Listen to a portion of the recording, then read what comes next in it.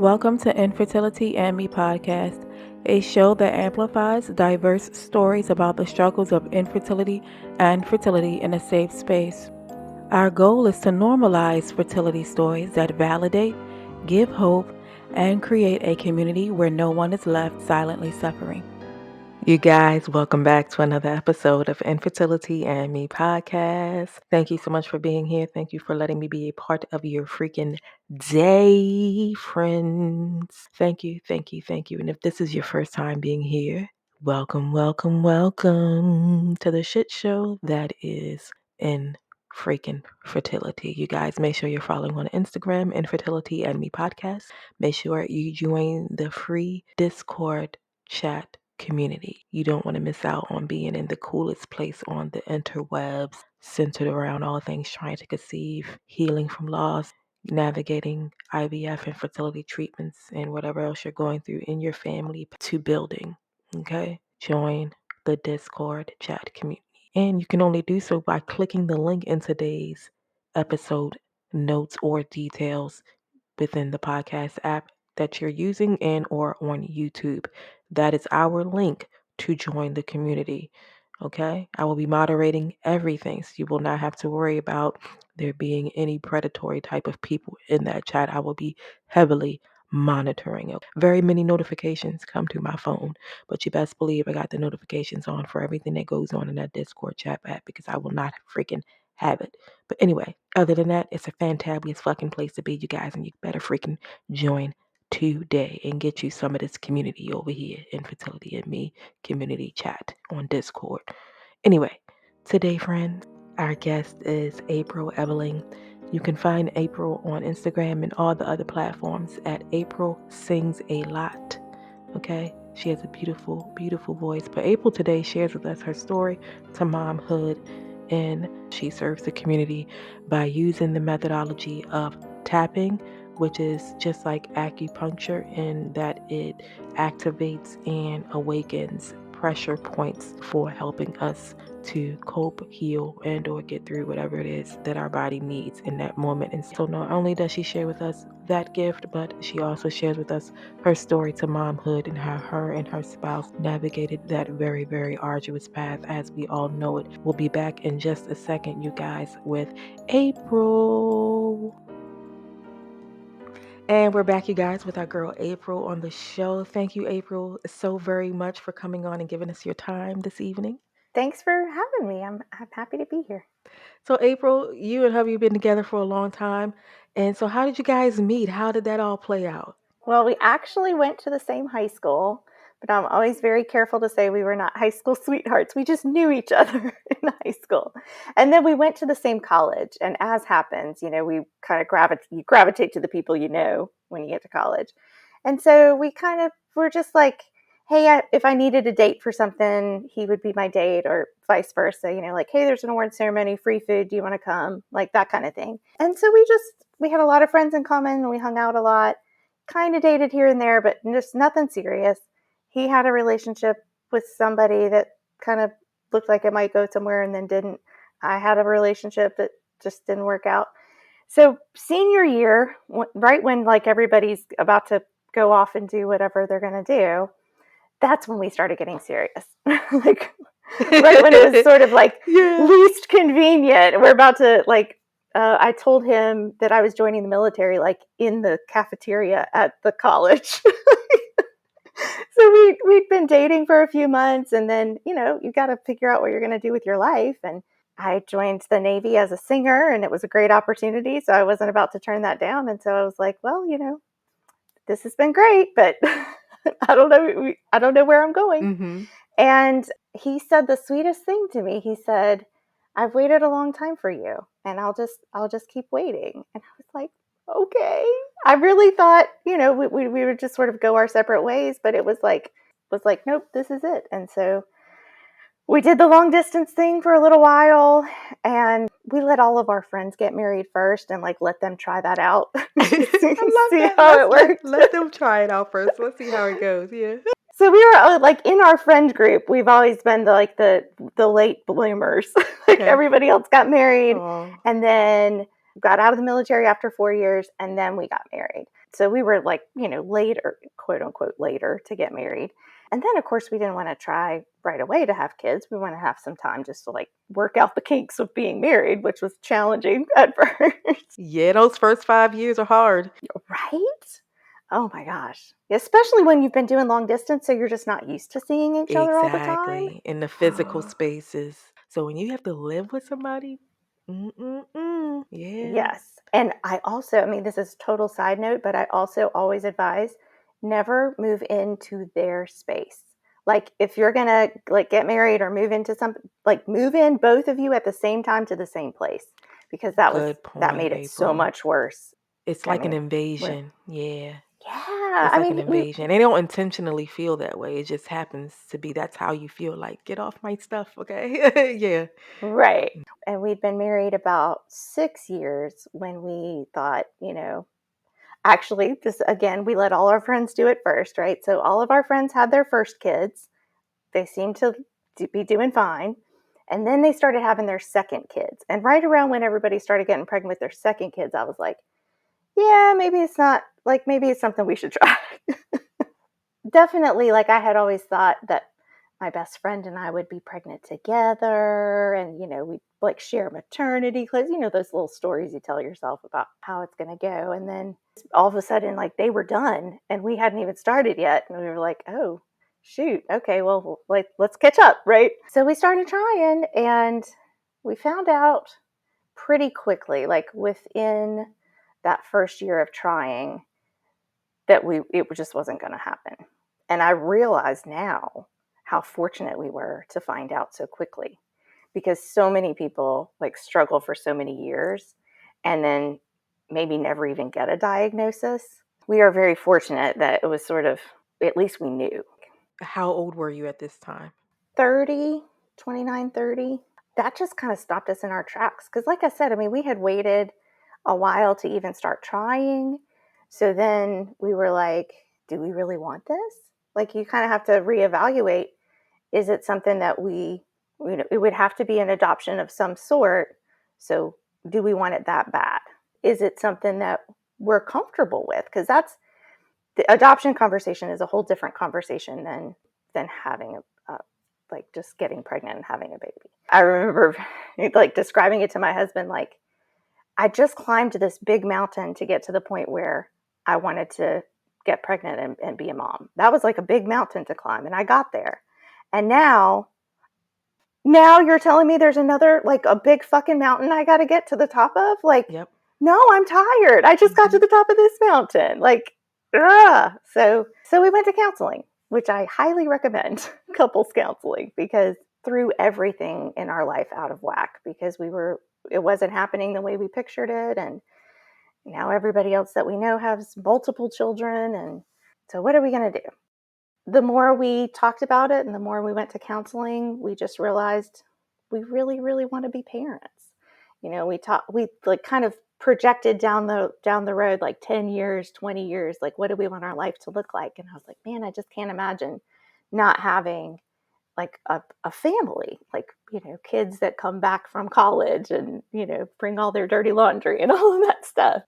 Then adoption is the path that we needed to go down. And I found out about embryo adoption, and that was so exciting. It was like, it just clicked. Everything just clicked. Because while we weren't able to get pregnant, I could be pregnant. And then we also got the wonderful experience of adoption, which is amazing. But it's also the complication of both worlds, because you have all the paperwork and the home studies and everything that comes along with adoption. And you have all the medicine and the doctor's visits and everything that comes with fertility treatment. So it is an incredible blessing, but it's also, it's just a lot. A whole lot. Yeah. It's a lot. Yeah, it's a lot.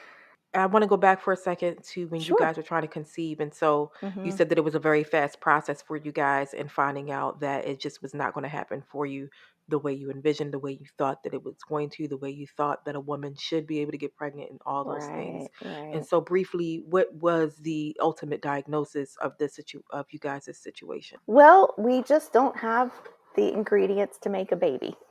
And that's what I have just told people, because I don't like to place blame. That's the sort of, one of the weird questions I would get would be like, whose fault is it? And I would be like, it's not about whose fault it is. It's just like the two of us together are a team, and we don't have the ingredients together to make a baby. And so I just kind of describe it that way. Yeah, I understand. So that's usually how I find a lot of older people will ask about it. Yeah. Like my grandmother, when she was still living, it was kind of like that same kind of verbiage, very similar to that. Yeah, so I understand. Yeah. We are embarking on this embryo adoption journey then. And Yeah. so were you always that elated and excited to move into it, but did it take some time for you to wrap your mind around it? It definitely took some time, and keep going back to the counseling piece, but that was just a huge, huge help for us. Originally, when we got the infertility diagnosis, we got a counselor and started going. It just wasn't a great fit. Like, I was comfortable talking to the person, but my husband wasn't. And my husband would say when we would leave, like, he said to me, "You took up all the room. Like, you said all the things, and I didn't have time to talk." And I was like, okay. So then I put it to him, like, now you find us someone, right? So it's just, you find someone. And so he found a counselor, and I was very intentional in our first meeting with this counselor. I did not say a word. I was like, you told me I took up all the room in the other place. I'm not taking up any room. I'm going to be here. And I'm going to let you do the whole like introduction, tell them how we met, tell them everything. And it was lovely to hear my husband sort of talk about our situation in his own words. I hadn't realized that I really had been sort of like taking the lead and talking about it. And it really hadn't given him a lot of time to process how he was feeling. It was very important that we find a counselor that we were both comfortable talking in front of. And that's what made all the difference, really. We can all relate to that, us women. I think we all do that in some kind of way, because I just feel like in the baby making steps or to becoming parents, mothers have this number one, nurturing ability, and then number two, this very, very deep passion and drive to be the mom and to be a mother, and to show your spouse that you can do this and you can give them this gift of fatherhood Yeah. too, right? And so I feel like Yeah. we just get so passionate and fire driven behind making all of that happen. I feel like this is the one thing that we really like to take the lead on. And so we do take up a Mm-hmm. lot of the space in terms of Yeah. talking about it. And if somebody asks a question and your spouse is looking at you and you're looking at them and they're not talking fast enough and you're just like, okay, well, this is what happened. And then we just go on and it just That's right. shoots off like a rocket ship, right? Oh That's man, right. I resonate with that. I never Yeah. thought about it like that. That's a good point. That's a really great Yeah. point. Wow. So once you guys got to the point of being comfortable and finding some healing together and individually and as a Yeah. couple, that takes a lot of work. Kudos to you guys. What did the next steps look like for you in finding an agency to work with? I did some calling around to adoption agencies. So, embryo adoption is a fairly new option, but there are also many, many agencies that offer that as an option. And so, I always encourage people to do your research and talk to these people to see like if you're comfortable with the organization, whoever you end up using, because if you end up with, like we chose to do, a semi-open adoption where potentially our son will have a relationship with his biological siblings in these other families, you're going to have an ongoing relationship with that adoption agency because all communication is going to go through them, at least for a while. That's really important to establish. Like, not only are you going to have a forever relationship with the biological family that you're adopting from, but also with the agency that you used to get there. So that's an important thing to consider. And one of the things that I was looking for when I started looking into adoption agencies was, my husband is, I like to say he's a giant. He is 6'7". He's very, very tall, and everyone in his family is very, very tall. And so I just wanted our child or children to have the chance to be tall, right? I mean, I realize you can't guarantee anything, but I just wanted them to at least have the genetic, like, a chance to be tall, right? And so that's what was sort of like my trial question when I would talk with these adoption agencies. I would just say, my husband is very tall, comes from a very tall family, and we would just be interested, if possible, to be matched with a family who, has like a similar height. Many of the agencies, many of them would say something along the lines of, beggars can't be choosers. You'll get what you get. And that was just not, that didn't resonate with me. And we did find an agency that was very, like, I just, again, it was sort of clicked, right? When I talked to them, and I always, like, there's a great way to do digital communication, but there's something about a phone conversation, or like we're doing like something over a video, where you get a better feeling of, are we on the same page? Are we really, like, do you understand our priorities and stuff like that? And this agency, I really felt like they understood and were very accommodating. Like, not just, okay, we'll do it because you asked, but like, no, that totally makes sense. Just really on the same page. And so I was pleased with that. And then in moving forward with that adoption agency, we made I call it our book of how great we are. Don't you want us to have your baby? So Yes. I'm sure other people have talked about this process of, like, it's so uncomfortable. You just, gather all these pictures of what your family is like and your friends and, your faith and, what's important to you and things like that. So we did that, and It's like the eHarmony of trying to conceive. yes, that's exactly what it is. And so you got to do the same thing for your baby, your future baby, got to. Yeah, I've described it before as Match.com. It's like Yes, that's another good Match.com for one. Yes. babies. Yes. So we made our book, and the adoption agency sent it to a couple, and then they told us that, just sort of like sent an email saying, "Hey, we sent your profile off to a family to be considered." And then that family didn't pick us, and so that was quite a blow, right? And I was really sad. And after about a week, I emailed the adoption agency back, and I just said, you know what? You have a very hard job, and I really appreciate that you're doing your best. And so we'll just keep praying and keep believing that the family that we're meant to be matched with is still out there. And I got a response immediately, and the adoption agency said, "Hey, actually, we just sent your profile off again to another family, so we'll let you know, like, fingers crossed."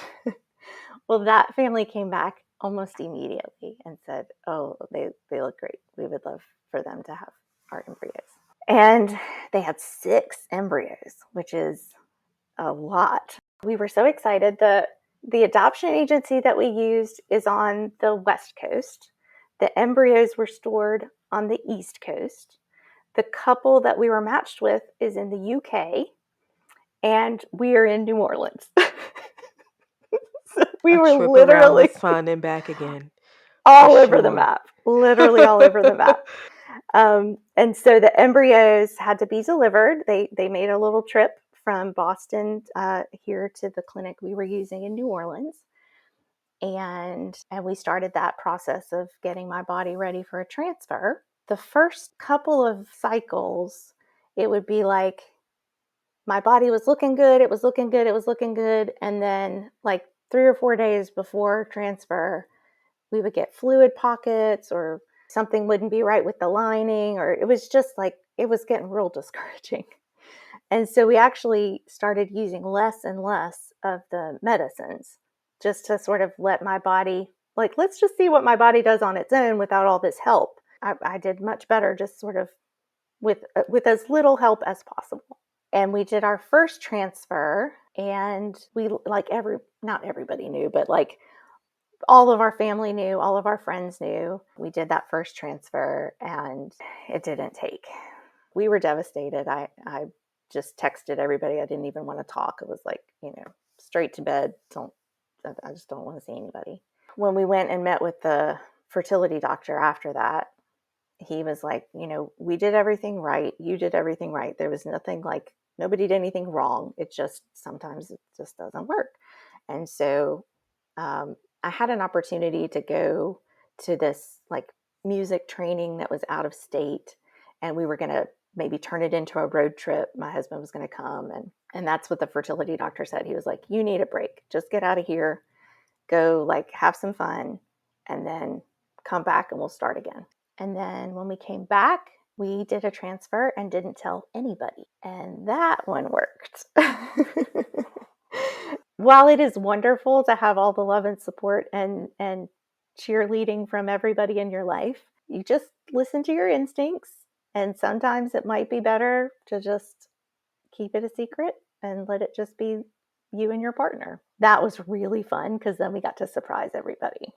Well, I'm so glad everything ended up working out for you guys and that you were Yeah. matched because it sounds like a very arduous and tedious process in having to go through. I remember one other guest who has talked about egg donation a year ago, and she said that it was like building a baby because you go through like eye color, hair color, complexion, skin tone, like education level, so many different intricacies to finding your ideal donor family, right? Wow, Mm-hmm. what a process.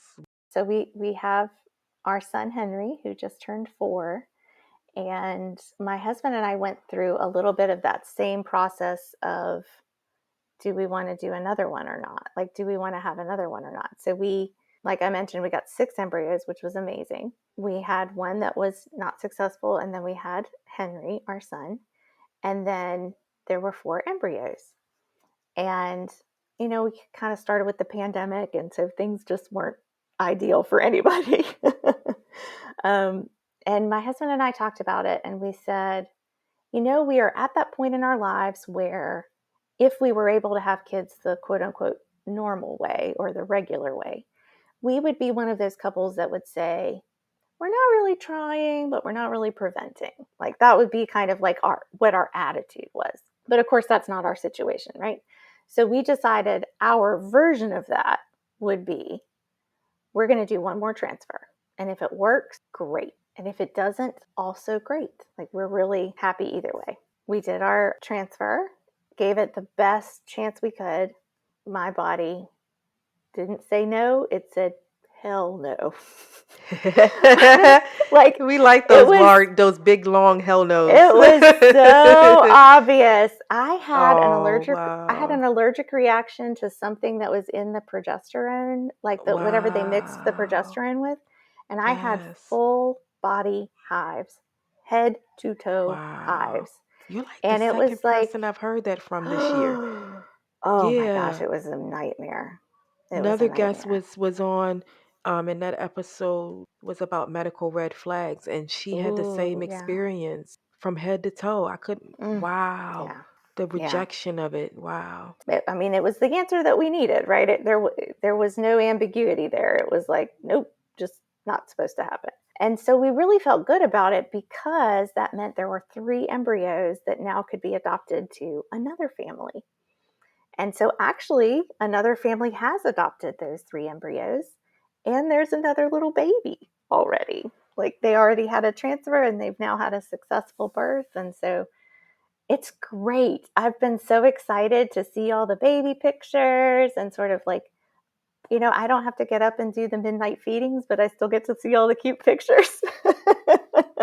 You're like an auntie or yeah, you're like an Yes, auntie of it. yes, Yes. You can watch yes. and play and give it right on back. Yeah. That's right. That's right. It's a unique situation for sure, but it's one that we've been very blessed to feel like it belongs. Like this is the way it's always supposed to have been. So you were telling us about during your healing journey that you began to go to these classes Yeah. and giving different various techniques for calming the body, right? And so tell us a little bit more Yeah. about that because that's now a service you offer. That's right. That's right.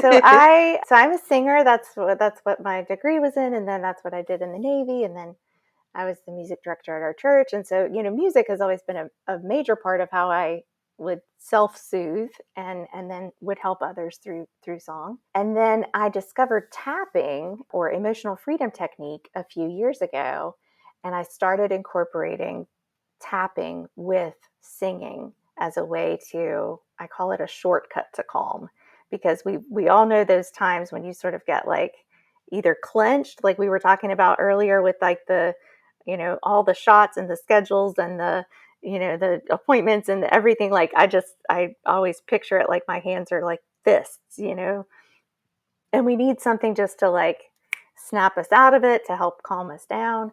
That tapping is really helpful for that. And then incorporating it with singing allows us to raise our vibrational energy, and tapping allows us to release any stuck energy. I offer it to audiences that include like meditation audiences mostly, but I really feel like in this space in particular, it would be helpful because so many times when you're faced with like a diagnosis or an appointment where you're like, wait a minute, what? I was not prepared for that. So to have this sort of tool for your toolbox I would love to share that. What I noticed about the tapping aspect of it, it kind of reminds me of acupuncture in a way. You're Yes, it specifically is. stimulating that one part of the body and being really intentional about it, right? That's the power behind it, the intention. Yeah, so I really like that aspect of it and see how it could be very, very, very effective if you're open-minded enough to it, right? Yes, yeah. You hit the nail on the head with the acupuncture piece, because it uses the principles of acupressure, and you just tap on the meridian lines of your body. And so literally healing can be at your fingertips and on the tip of your tongue. Like you don't need any extra, not another doctor's appointment, not another piece of equipment. Like you really and truly have everything you need. How can we find you online and get access to you more? Where can we find you? Oh, thank you for asking. I am April Sings a Lot in all the places, on Instagram and YouTube and Facebook. I also teach on Insight Timer. So I'm not sure if your audience is familiar, but that's Love a free Insight Timer, meditation yes. app, and it's a great resource. So I am April Sings a Lot there as well. And then I have a resource that I created for this audience that particularly addresses the infertility struggle. And so that's at aprilsingsalot.com/infertility. Thank you for creating that too. Yes. Thank you for creating that for us too as well. I Yeah, appreciate you for absolutely. doing that. You didn't have to do that, but I appreciate it. And I Absolutely. know our friends listening today will appreciate it as well. And April, if there's a last word for the community you would give them today, what would that be? I talked a lot about that imagery of the clenched fists. And for me, the big change happened when I let go and I just let it happen. Like, not on the timeline that I wanted, not in the quote unquote regular way that I thought it was supposed to happen. When I just embraced the crazy chaos of however it was going to be, I realized that is way easier said than done. But if you could just let go a little bit. I feel like I needed that reminder today too. Let go of the things that we can't control, right? Just let it be. It's so very It's difficult on so this hard. planet. It's so hard. Yes, yes, it is. Yes. Yes. Well, Yes. I appreciate you for that, April, and thank you for that reminder. It's a hard reminder, but a necessary one. And thank you, friends, for tuning in to another episode of Infertility and Me. You guys know where to find me. Infertility and Me podcast on Instagram. And don't forget to join our private community as well. Peace and blessings.